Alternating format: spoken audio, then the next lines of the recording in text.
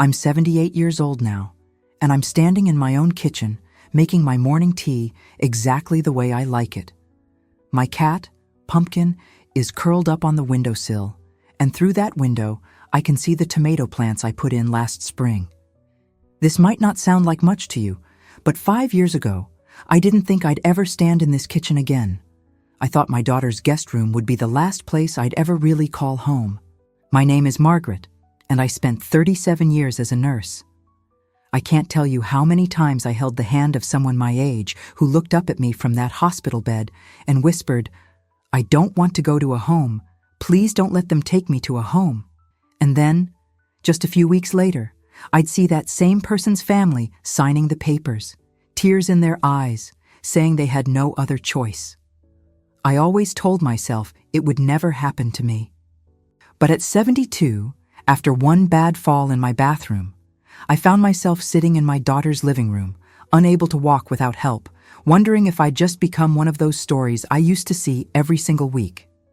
If you're watching this on your television and it's already touching your heart, look, we've just put a simple QR code in the corner of your screen. All you have to do is take your phone, open the camera, point it at that code for 2 seconds, and it will take you straight to our channel where you can tap subscribe and the little bell. It's the easiest way from your couch, and it means the world to us. This channel is for those of us who've lived long enough to know that life doesn't stop at retirement. We share stories from people in their 60s, 70s, 80s, and beyond. Stories about second chances, about facing fears, and about discovering that the best chapters can come when everyone else thinks the book is closing. So settle in. Maybe grab yourself a cup of coffee or tea.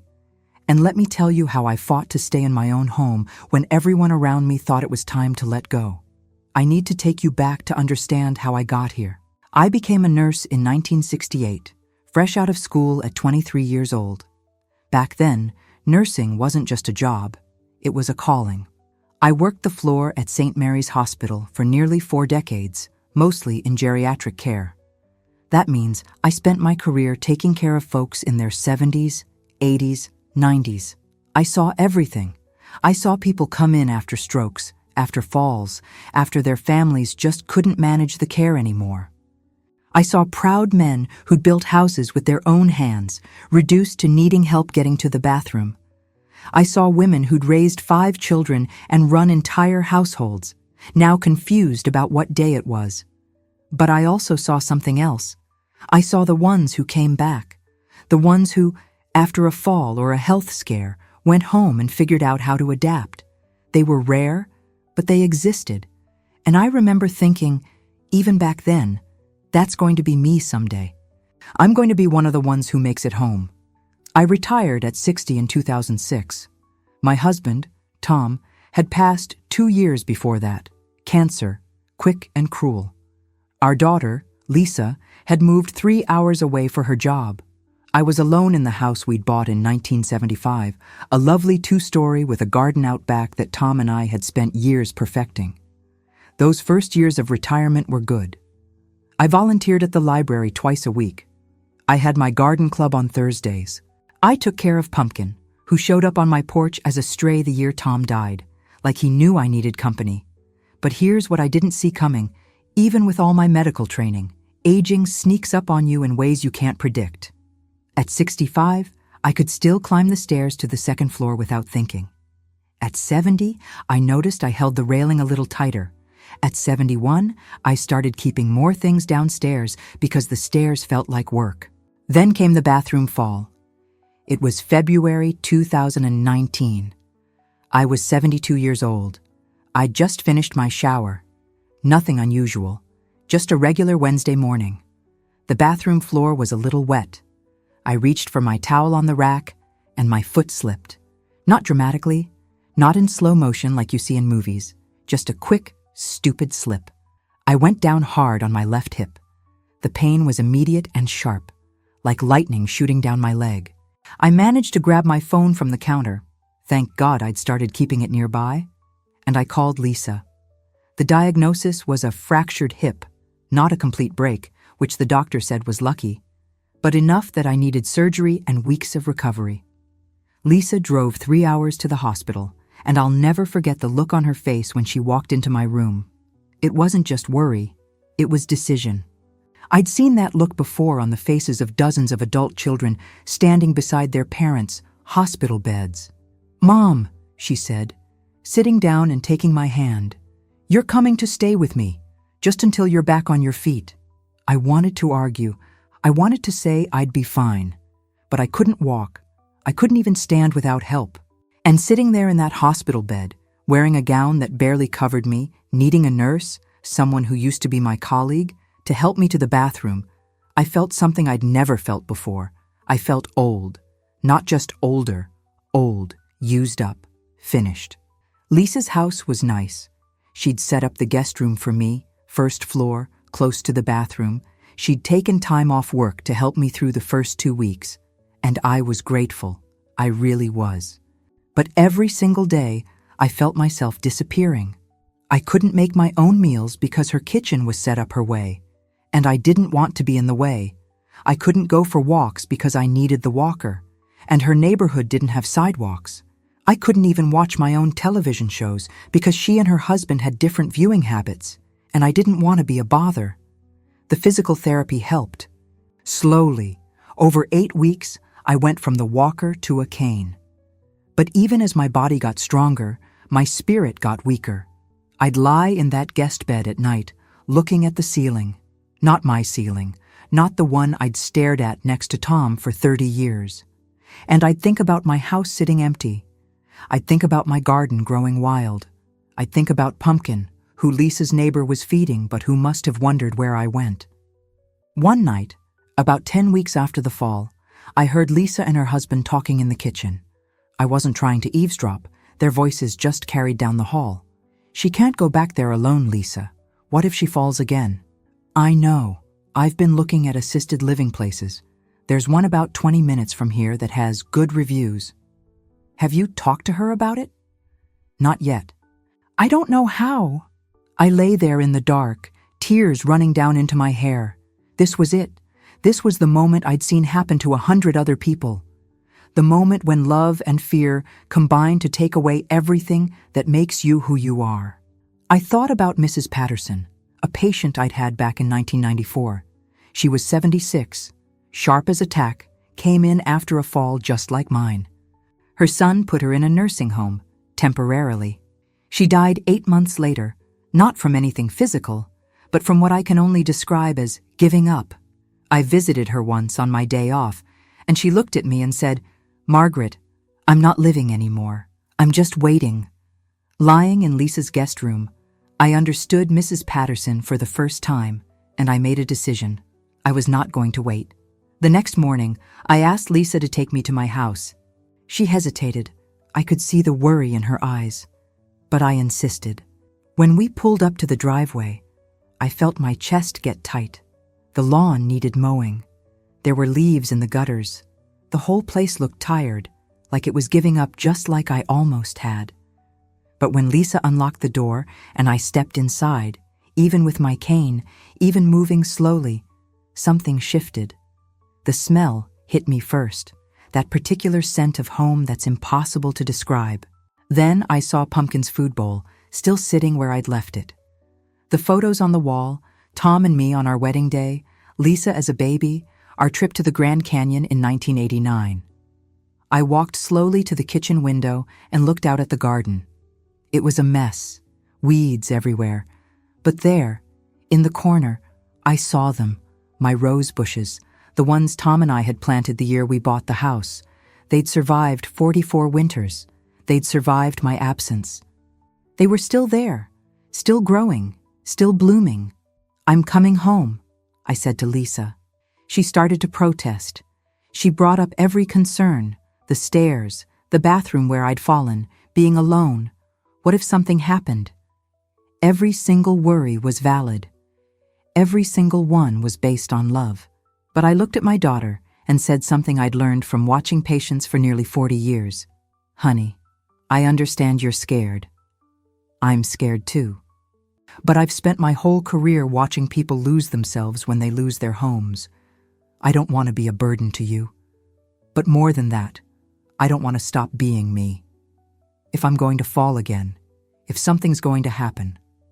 I want it to happen in my own house, with my own things around me. Can you understand that? She cried. I cried. We stood in my kitchen, holding each other, and I felt something I hadn't felt in nearly 3 months. I felt like myself again, but feeling like myself wasn't enough.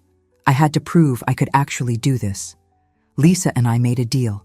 She gave me 2 weeks to show her I could make it work. If I could prove the house was safe and I could handle daily life, she'd support my decision. If not, we'd seriously discuss other options. I spent those 2 weeks like a woman possessed. First, I called a company that specializes in home modifications for seniors. This wasn't just about slapping a few grab bars in the bathroom, though we did that too. A very patient young man named Derek came out and did a full assessment of my house. "Mrs. Henderson," he said, walking through with a clipboard, "I'm going to be straight with you. This house has a lot of hazards for someone recovering from a hip fracture. But the good news is, almost all of them can be fixed." We started with the bathroom where I'd fallen. Derek's team installed grab bars next to the toilet and inside the shower, the kind that are actually bolted into the studs, not those suction cup things that give people false confidence. They put down non-slip strips in the bathtub. They even installed a shower chair, which I hated at first because it felt like admitting defeat, but which I now thank God for every single morning. Then we moved through the rest of the house. They put up additional railings on both sides of the staircase. They installed brighter lights in all the hallways because, as Derek explained, falls happen more often in dim lighting, and our eyes need more light as we get older. They removed all my throw rugs, every single one, because apparently they're death traps waiting to happen. The modifications cost me about $4,000. That's a lot of money, especially on a nurse's pension. But I thought about what assisted living would cost, at least $3,000 a month in my area, and suddenly $4,000 one time seemed like the bargain of the century. But the physical changes to the house were only half the battle. I had to change too. I started working with a physical therapist who made house calls, another expense, but worth every penny. Her name was Anita, and she was about my daughter's age, tough but kind. She came twice a week for the first month, then once a week for the next 2 months.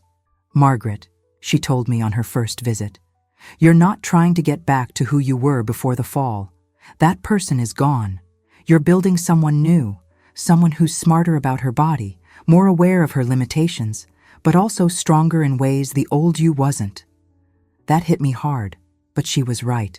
We did exercises, simple things, standing on one leg while holding the counter, stepping up and down on a small platform, walking heel to toe across the kitchen. Things that would have seemed ridiculous to me at 60 felt monumental at 72. But I did them, every single day, even on the days Anita wasn't there. I also had to swallow my pride in a big way. I called my neighbor, Ruth. She's 74 and has lived next door for 20 years, and I asked for help. I asked if she could check on me every morning, just a quick phone call to make sure I was up and moving. If I didn't answer by 9 a.m., she had permission to come over and check on me. I hired a cleaning service. This was maybe the hardest thing to accept.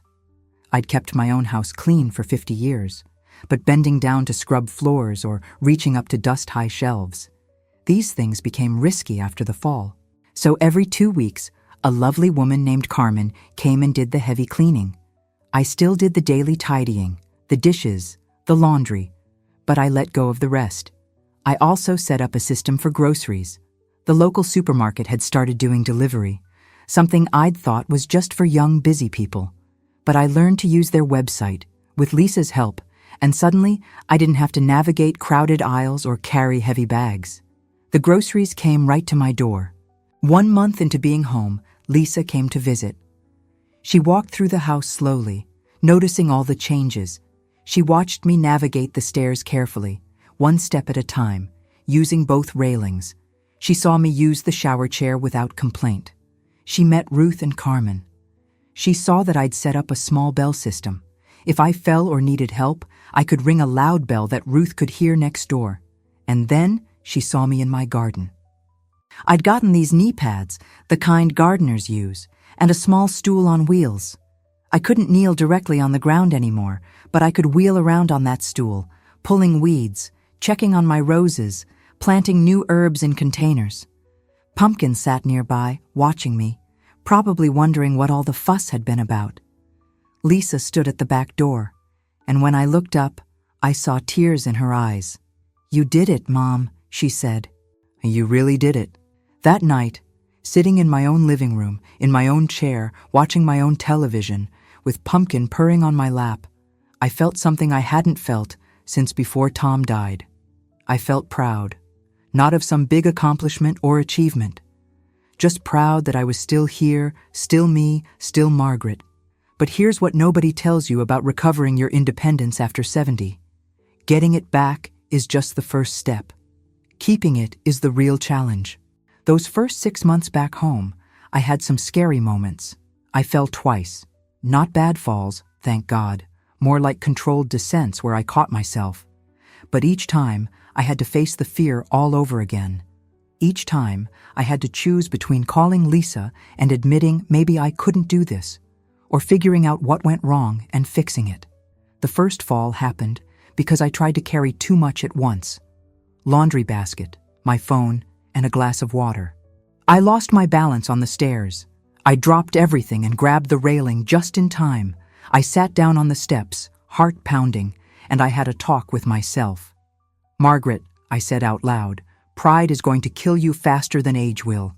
Make 2 trips, make 3 trips, make 10 trips. There's no prize for doing it all at once."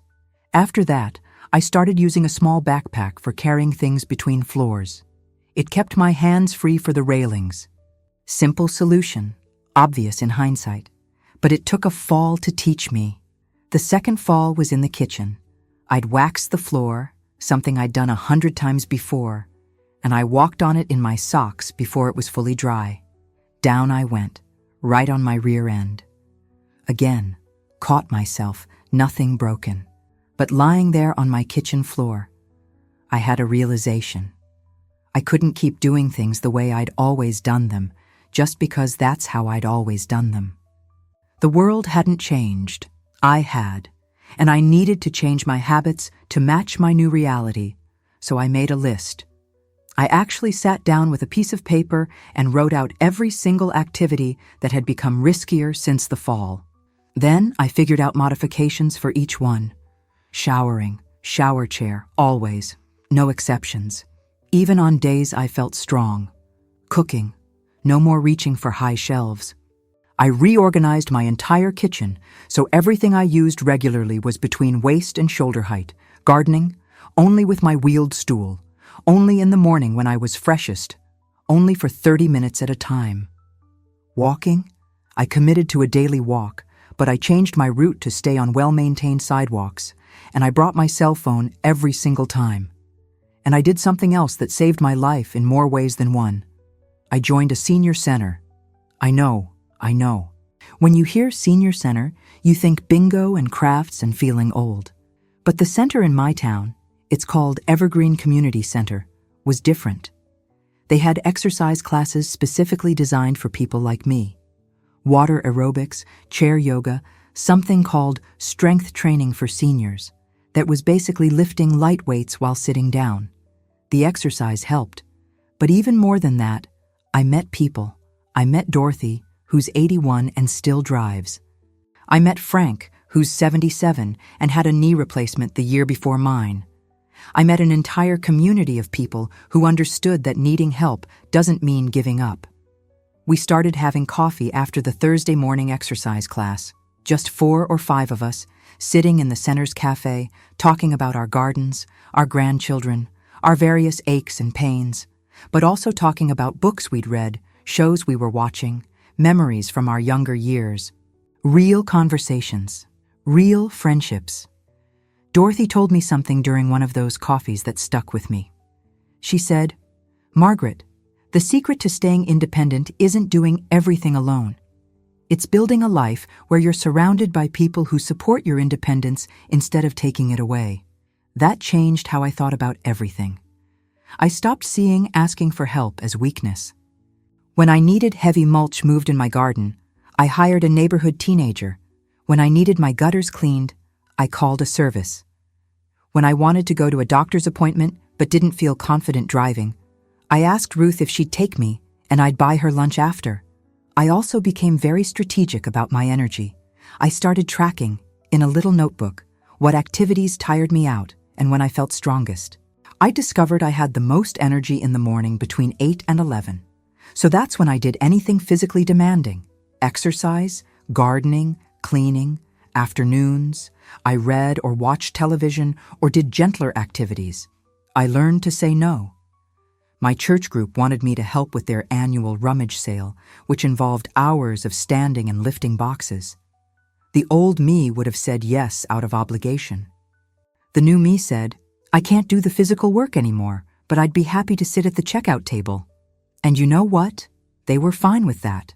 About a year after moving back home, I had a follow-up appointment with my doctor. She did all the usual checks, and then she sat down and looked at me. Margaret, she said, I have to tell you, when I saw you right after the fall, I was worried, not just about your hip, but about what would happen to you. I see a lot of patients your age who never recover their independence after something like that.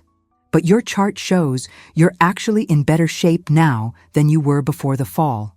Your balance is better. Your strength is better. What happened? I thought about it for a moment, and then I told her the truth. I got scared enough to change, but not so scared that I gave up.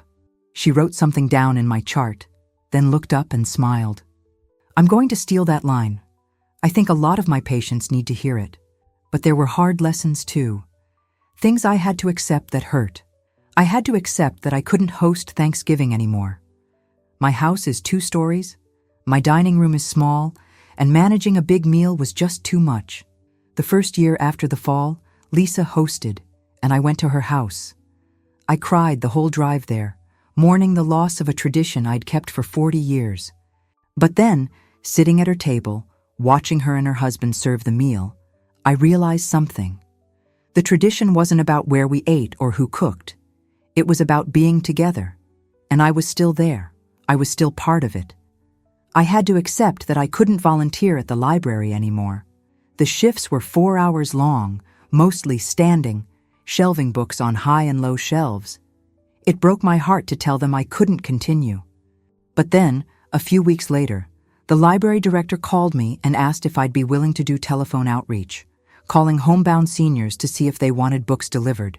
I could do it from home, sitting in my comfortable chair, using my phone. Same mission, different method. I had to accept that some days were just hard. Days when my hip ached from old weather. Days when I felt lonely and missed Tom so much it physically hurt. Days when I looked around my house and wondered if I was just delaying the inevitable. On those days, I had a ritual. I'd make myself a cup of tea, sit in my chair, and I'd list 3 things I was grateful for. Sometimes they were big things: my health, my daughter, my home. Sometimes they were small: pumpkins purr, the taste of a good tomato from my garden, the way the afternoon light came through my kitchen window. But I always found 3. And somehow, that simple practice kept me going. By the time I turned 75, I'd been successfully living on my own for 3 years since the fall. But I knew I needed to think long-term. Bodies don't get stronger as we age. We can maintain, we can adapt, but gravity and time are undefeated. So I made a plan for the future, a real plan, written down, discussed with Lisa, reviewed by my doctor. First, I converted my first floor to be fully livable. I hired a contractor to turn my home office into a bedroom. It cost about $8,000, but now I had a bedroom, bathroom, kitchen, and living room all on one level. The upstairs bedrooms became storage and a guest room for when Lisa visited, but I didn't need to climb those stairs every day anymore. Second, I set up what's called a medical alert system. It's a little pendant I wear around my neck with a button I can press if I fall or have an emergency. It connects to a monitoring service that can call Lisa, call Ruth, or call 911 depending on what I need. I resisted it at first. It felt like admitting I was fragile. But then I realized it was the opposite. It was a tool that let me stay home safely. Third, I increased my support network. I started having a home health aide come once a week, not because I couldn't manage, but because having someone help with things like changing sheets, deep cleaning the bathroom, and checking that all my medications were organized correctly gave me peace of mind. Her name is Jennifer. She's wonderful, and our weekly visits became something I actually looked forward to. Fourth, I joined what's called a village. It's a membership program for seniors who want to age in place. For about $100 a month, I get access to vetted service providers, handymen, drivers, tech help, you name it. But more than that, they organize social events, movie screenings, lunch outings, lectures. I went from feeling isolated to having a calendar that was sometimes too full. And finally, I had the hardest conversation I'd ever had with my daughter. I sat her down and told her exactly what I wanted if my health declined. I told her I wanted to stay home as long as it was safe and reasonable. I told her I didn't want heroic measures if something catastrophic happened. I told her I'd rather have 6 months of life in my own home than 6 years in a facility I didn't choose. She cried. So did I. But we both knew it needed to be said. And having said it, we both felt relieved. There was a plan. There were boundaries. There was clarity. The years between 75 and 78 have been, in their own way, some of the best of my life. Not easy, not without challenges, but good. I deepened my friendships at the senior center. Dorothy and I started a 2-person book club. We read the same book each month and discuss it over coffee. Frank taught me how to play cribbage, and now we have a weekly game. A woman named Helen joined our coffee group, and she'd been a nurse too, so we swap old stories and sometimes cry together about the patients we couldn't save. I got better at gardening from my wheeled stool. I can't plant the big vegetable garden I used to, but I have tomatoes in pots, herbs in containers, and my roses are still thriving. There's something deeply satisfying about keeping something alive, watching it grow, especially when you're very aware that your own time is limited. I rekindled a relationship with my faith. I'd pulled away from church after Tom died, too many memories, too much grief. But I started attending again, sitting in the back, leaving early if I got tired. The pastor understood. The congregation welcomed me back without questions. And having that spiritual anchor, that community, that sense of purpose beyond just my own survival, it fed something in me I didn't know was starving. I also discovered technology.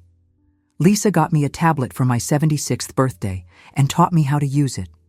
At first, I thought it was silly. What did I need with the internet? But then I learned I could video call her anytime. I could see her face, see her house, feel connected even though she lived 3 hours away. We started having video coffee dates every Sunday morning. I also discovered I could watch YouTube videos about gardening, about nursing history, about anything I was curious about. I could listen to audiobooks when my eyes got tired. I could order groceries, pay bills, even communicate with my doctor's office all from my tablet. That little device gave me independence I didn't even know I'd lost. And here's something I never expected. I started writing. Just for myself at first. Memories of my nursing career, stories about Tom, reflections on aging. I filled up 3 notebooks. Then Lisa suggested I type some of them up and maybe submit them to the local newspaper. They published one, a piece about what it was like to be a nurse in the 1970s. Seeing my name in print at 77 felt like discovering a new room in a house I'd lived in my whole life. So here I am at 78, and I want to tell you what my life looks like today. Not to brag, but to show you that it's possible. I wake up around 7 most mornings. Pumpkin wakes me, demanding breakfast. I use my shower chair, get dressed, and make myself breakfast, usually oatmeal with berries and a cup of tea. I take my medications, all organized in a weekly container that Jennifer checks every Monday. 3 days a week, I drive to the senior center for exercise class. Yes, I still drive. Carefully, during daylight, on familiar roads, but I drive. 2 days a week, I work in my garden in the morning. 1 day a week, Jennifer comes.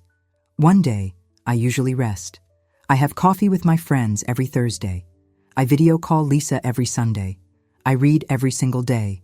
I watch my favorite shows in the evening, the ones I choose on my schedule.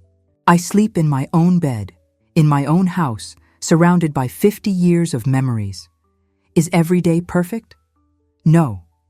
Some mornings, my hip aches and I move slower. Some days, I feel the weight of being alone.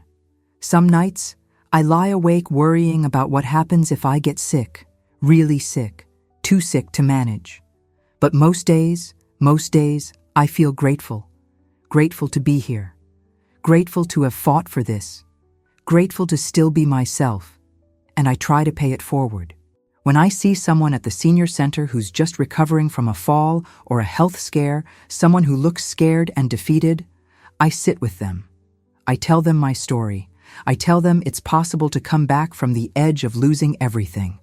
I've helped 3 people set up medical alert systems. I've given Dorothy's phone number to 2 different people who needed a friend.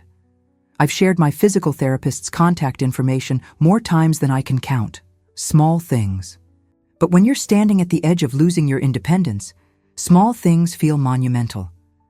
Last month, I got a letter from a woman I'd talked to at the center. Her name is Patricia, she's 74, and she'd fallen and broken her wrist. Her son was pressuring her to sell her house and move to assisted living. She wrote to tell me that our conversation gave her the courage to say no, to fight for modifications and support instead, and that she was still in her home. I cried when I read that letter, because that's what this is really about. It's not about me being stubborn or independent or special. It's about all of us, everyone watching this who's scared about getting older, scared about losing control, scared about becoming a burden. It's about knowing you have options. It's about knowing you can adapt without surrendering. I don't know how much longer I'll be able to stay in this house, maybe 5 more years, maybe 10. Maybe next year my health will decline in a way that makes staying here impossible. I'm not naive about that, but what I do know is this. Every single day I wake up in my own bed, make tea in my own kitchen, and look at my roses through my own window is a victory. A victory I had to fight for. A victory I have to keep fighting for. If you're watching this and you're scared about losing your independence, I want you to know something. That fear is real. It's valid. But it doesn't have to be the end of your story. You can adapt. You can ask for help. You can build a life that works for who you are now, not who you were 20 years ago. It won't look the way you thought it would. I never imagined I'd need a shower chair or a medical alert pendant. I never thought I'd need help cleaning my own house. But accepting those things didn't make me less independent. They made it possible for me to stay independent in the ways that truly matter. Your home, your choices, your life, worth fighting for. If this story moved you and you're still watching on your TV, we've put the QR code back on screen one last time. Just open your phone camera, point it at the code, and you'll be taken directly to our channel to subscribe and turn on the bell. And if you know someone who needs to hear that, it's never too late. Just show them this same QR code or forward them the video. Even one new subscriber or one share can brighten someone's day. Thank you, truly, from my heart.